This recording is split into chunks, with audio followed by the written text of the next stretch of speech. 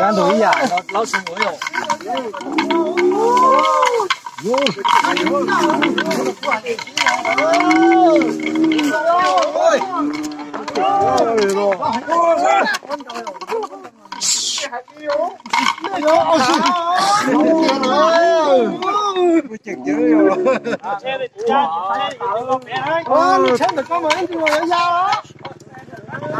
Xe cái rác đi đây.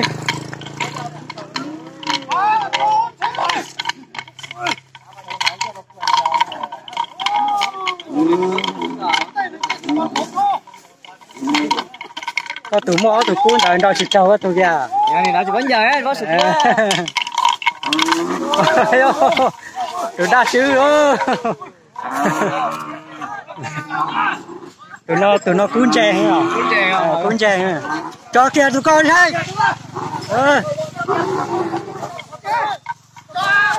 Cho.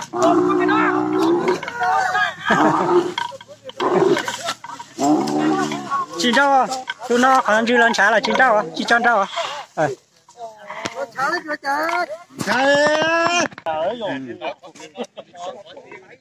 Trời nó chứ. Tụi nó dây khó thế đấy, tụi nó là nó tê chín mù ấy.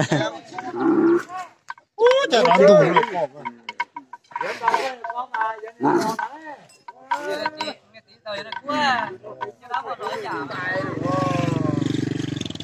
Đâu kìa.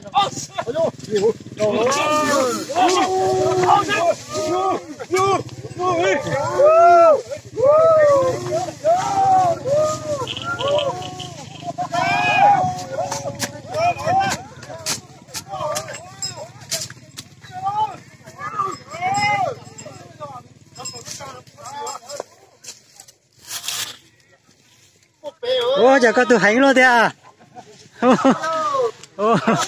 Chữ luôn.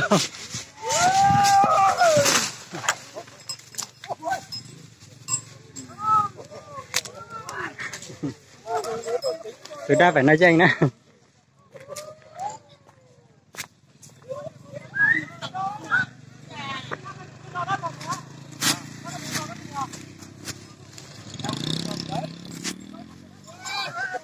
Xá cho kiệt lượt đấy.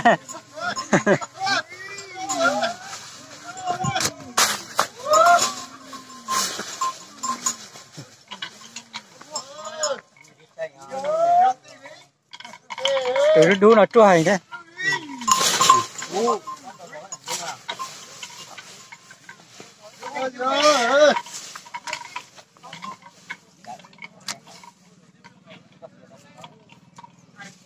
Đu nó có tiền tuồng á. Cô tí tên đọc kìa thế lỡ. Cô này một con đầu cấp tầng nữa. Thế là đó rồi mọi ơi.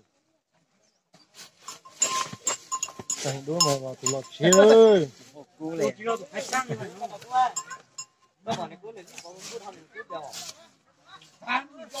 Rồi hành chơi của chị ơi. Thì với nhau xin đầu mà tôi bé rồi luôn và thế rồi hình phụ nó mà với nhau xin đầu môn đầu hành đóเลย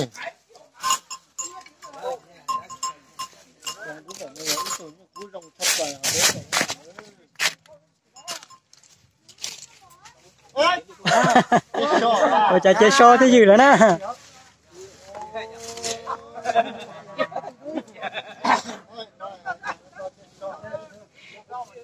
Tụi đã đào là mình già nhọc ở chèn cho bắt từ đó.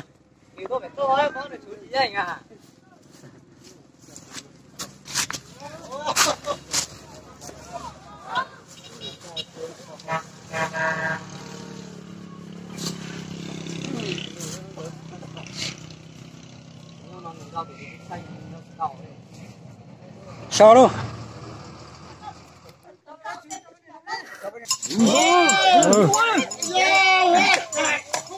Chở.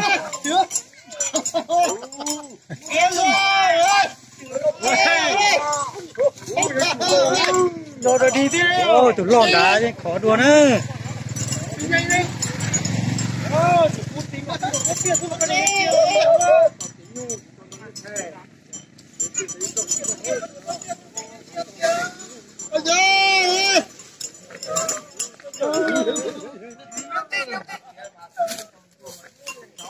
Cuốn chê hiểu rồi nữa. Là cuốn chê.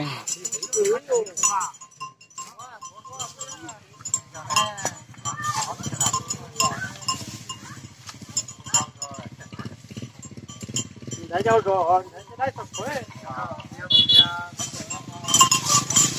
Nữa.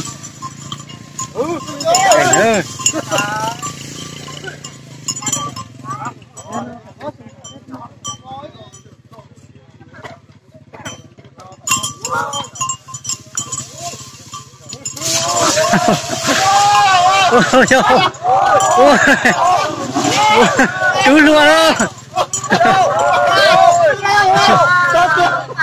Ôi, gà tao chế đó.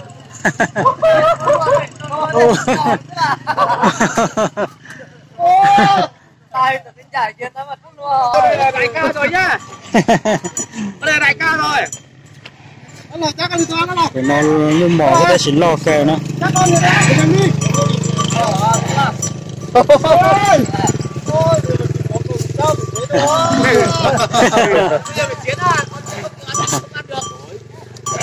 Cái này dây này nè. Thì nó phải trâu leo.